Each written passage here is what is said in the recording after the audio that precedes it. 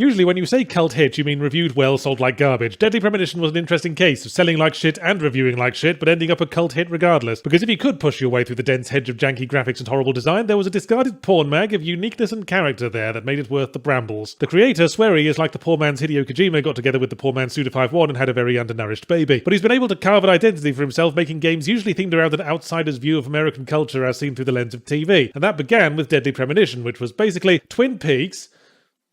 Sounded like you were going to say but there, Yars. You keep falling for that one, don't you, viewer? No, Twin Peaks about sums it up. But with Deadly Premonition 2, Swery is telling us that he's moved on from Twin Peaks and started watching True Detective instead. So, FBI Special Agent Francis Zach Morgan, who is also Francis York Morgan, is old, dying, and drugged to the follicles when a hotshot young FBI agent comes to interrogate him about how he solved some of his old cases, forcing him to awkwardly talk around the fact that he solved them by slipping into a monstrous shadow realm and taking down the suspect's confession just before they turned into a nightmare demon and he shot them 50 times. Oh, by the way, Swery don't believe in no recaps for the latecomers, so you'll have a 0% chance of understanding this plot if you start with number 2. Play through the original first, and that might take you as high as 5 or 6%. Anyway, the bulk of the game consists of a flashback to Francis something Morgan in 2005 in a small town in Louisiana, investigating a series of occult murders and the insidious influence behind them which hangs over the town, ensuring that it can't go above a single-digit frame rate. Deadly Premonition 1 was so fucking janky it kept all its money in Barclay's jank, but I had hopes that, having been away from the franchise a while, that Swery would have learned a few things from their other games. JJ Macfield and the Load of Old Bollocks, and D4, the world's best game named after a piece of tabletop role-playing equipment. But no, the jank remains, and while DP1 was adorably janky, DP2 is patience-tryingly janky. The game runs like a pig in high heels, on a sandy beach, in the rain. Every time you go outside, you stare at a loading screen for 5 minutes, and then the sandbox world chuggingly fades into view at 3 FPS. It's like watching a dump truck slowly inch its way into your driveway and methodically deposit shit in your face. The world map is flat and dull and looks like a PS2-era sandbox where features pop in worse than your least favourite neighbours, and part of why it runs like the above-discussed pig in high heels is the size of the sandbox, and the sandbox is unnecessarily big, with too much empty space in between the important bits, so it's like the game is struggling under the weight of a 100-pound bag of Yorkie bars it brought for a 2-mile hike, and they're not even my favourite kind of Yorkie bars. But then the game needs to provide a fast way to get around the sandbox, so it opts for a skateboard. And honestly, I kind of love that it's a skateboard. It's quick to pull out, more manoeuvrable than a car, and it's just hilarious to watch Agent York gliding along at full speed in his business suit, having a very placid and reasonable conversation with himself about his favourite Charles Bronson film. If I were going to point a finger at where Deadly Premonition's appeal lies, it would probably end up right up the protagonist's nose. Francis York Morgan is a fascinating character, self-assuredly eccentric and mysterious, but eminently likeable. Yes, a lot of him comes from Dale Cooper from Twin Peaks, but he comes into his own when he calmly and smilingly enters the nightmare world to battle his suspect to the death as they grow 7 pairs of mutant death tits. The characters and dialogue lend the games this very quirky tone that allows one to forgive little things like, say, everyone animating like their limbs are held on with elastic bands and looking like they built their facial expressions from very poorly translated assembly instructions. I suppose the main takeaway of this video is that if you're one of the people who liked Deadly Premonition and are among the subset of those who are allowed to leave the house and own sharp objects, then you will find more of what you liked in Deadly Premonition 2, albeit not as much of it. And if you were able to forgive the technical flaws, atrocious game design, and Swery's trademark dramatic shifts of tone about as smooth and natural as biting down on a hitherto unnoticed caterpillar in a sandwich, then your forgiving muscles are going to have to work overtime. The game is a sandbox action-adventure if the sandbox was 100 yards wide and half a centimetre deep, with a Dead Rising-esque in-game clock defining when certain shops and missions are available. But the clock just runs too fucking slowly. I got up at 9, skateboarded across town to do a crime scene analysis, skateboarded all the way back, did 4 more story missions, and shot 9 squirrels. The next mission didn't unlock until 6 PM. I looked at the clock, it was only 9:15. There just weren't enough activities or enough hate in my heart for the squirrels of the world to fill the time. Then it got worse. Story progress is suddenly gated by some viciously arbitrary fetch quests, and one of the items needed is only sold from one of the shops on a Monday. I looked at the clock, it was Wednesday. And so FBI Special Agent Francis York Morgan went back to his hotel room and proceeded to sleep to a degree that would imply either severe depression or coma. And if the grindy fetch quests in the critical path weren't enough and you're still waiting on your sharp objects license, you can also grind up a bunch more random objects to craft charms that upgrade your skills. Except a feature that improves your skill kinda hinges upon the gameplay requiring any. Every combat section can be very easily beaten with no charms and the starting gun because all the enemy monsters are slow moving with no ranged attack, and a single ammo box contains enough bullets to assassinate every US president, even if you need to use 2 on the fat ones. Still, the combat's improved since the last game, which had more of a melee focus, and melee combat hinges on good character animation, and Deadly Premonition has the character animation of 3 deck chairs in a whirlpool. Also, the GUIs are better and no longer look like a web page from the late 90s got kicked down a spiral staircase. But in the end, Swery is no Hideo Kojima, in that while both men write stories the way a candy floss machine assembles a ship in a bottle, and that's kind of what makes them interesting, Kojima seems to have a grasp of game design fundamentals, and Deadly Premonition 2 indicates a complete lack of such. Swery's appeal may lie in his outsider art style defiance of convention, but some conventions exist for a reason, like having a frame rate that I can't count on my fingers. You have to master the conventions before you can defy them. Look at Picasso's early work. He didn't start out sellotaping noses to foreheads.